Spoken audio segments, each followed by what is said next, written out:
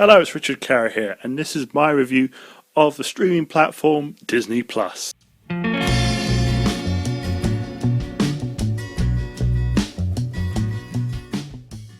So Disney Plus is kind of the new kid on the block in terms of streaming platforms.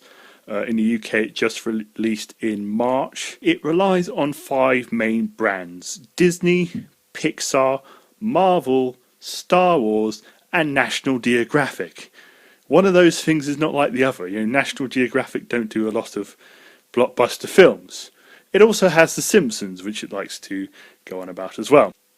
If you were hoping to watch all the Marvel films on Disney Plus, there is a bit of bad news for you because they're not actually all there because of the complicated ownership rights about particular films. So for instance, you can't watch Incredible Hulk with Edward Norton in, and you can't also watch the 2 Spider-Man films because they are Sony produced properties, although they are using a Marvel character. But you can see, I believe it's about 20, so pretty much all of the Marvel films, but not quite. Pixar has a lot more of a comprehensive amount of their content. You've got all their short films that you may have seen if you went to see a Pixar film in the cinema. They have these little shorts before the main feature.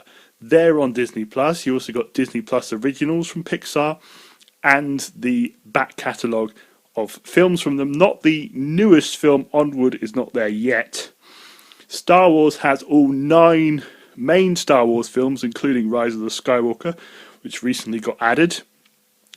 And also the 2 Star Wars story sort of things, Rogue One and Solo.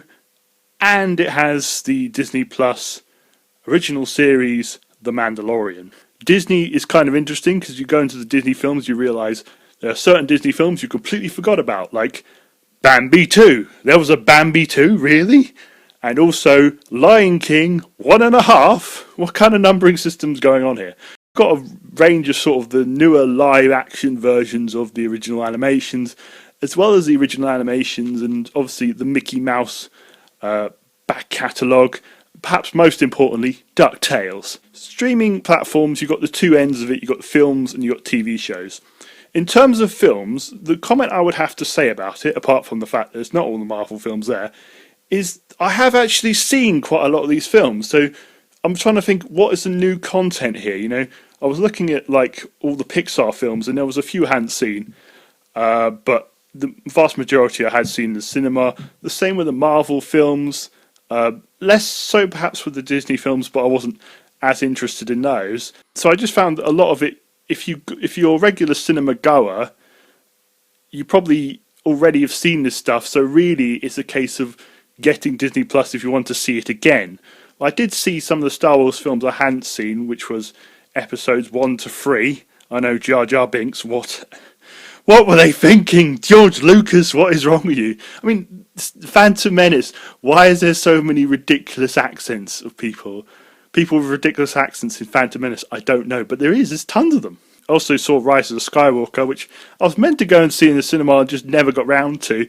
I know a lot of people have been quite negative on it, and I think that I wasn't as offended by it, actually. I know there's quite a few sort of they've made a few story bits up and added a few extra bits of what Jedis can do and brought people back from the dead.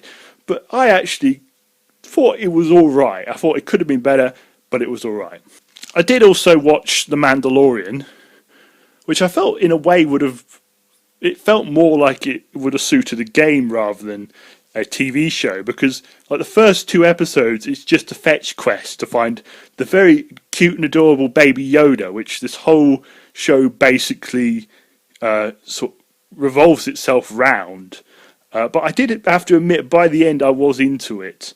I thought that they had a really good final episode, but overall I think if you're going to put this is kind of their marquee content for their for their regular shows, I just don't know if that's strong enough for a particular streaming service. And I thought TV, they didn't TV shows are kind of the bread and butter for streaming services because it takes longer to watch TV series than it does to watch a film, so you're more likely to go back to it again and again and do that sort of binge watching, and that keeps you going for months and months and months on a subscription.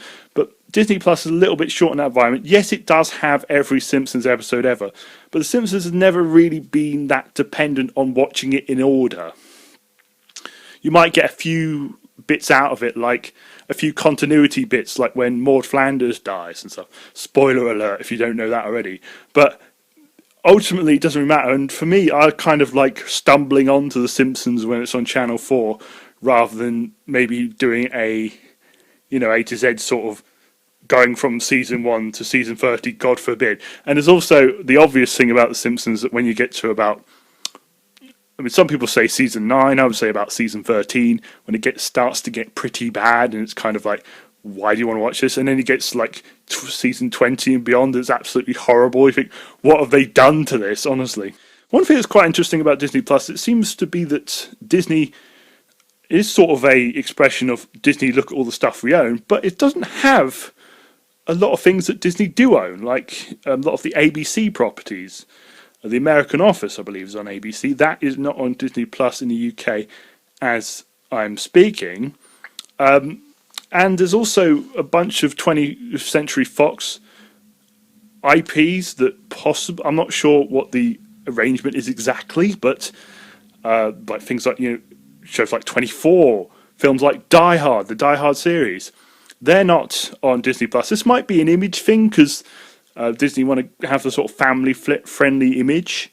And I would say if you have kids, it might be good to get Disney Plus because there is a lot of content that is suitable for kids. And obviously, the Pixar films are amazing no matter what age you are.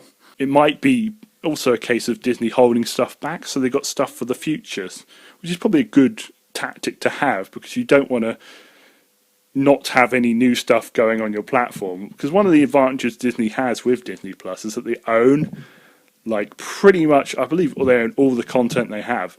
So they've got complete ownership of when things are on the streaming service and when they go off. Whereas, Amazon and Netflix have the big issue that all their non-made originals they don't own, which means they have a license to show them for a particular time, then they go. Which probably is for a different video for reviewing them, but it's just a comparison. It's one of the strengths that Disney has is the amount of IP they own. Should you get Disney Plus? I believe that it really depends. If you want to either relive Pixar films or Marvel films or even Disney films that you've seen before, it's good for that. And obviously if you haven't seen particular films or want to catch up, it is good for that. But like I say, I mean, a lot of the content on there is stuff you've probably already seen. So would you want to shell out £6 a month for stuff you've already seen? For me, I'm a cheapskate and I don't have much money at the minute because of all the stuff that's going on in the world. So I would probably miss it because at the moment, I don't think there's enough there for me personally to commit to months and months of subscription. So that's my review of Disney Plus. I hope you enjoyed that, and see you next time for another streaming review.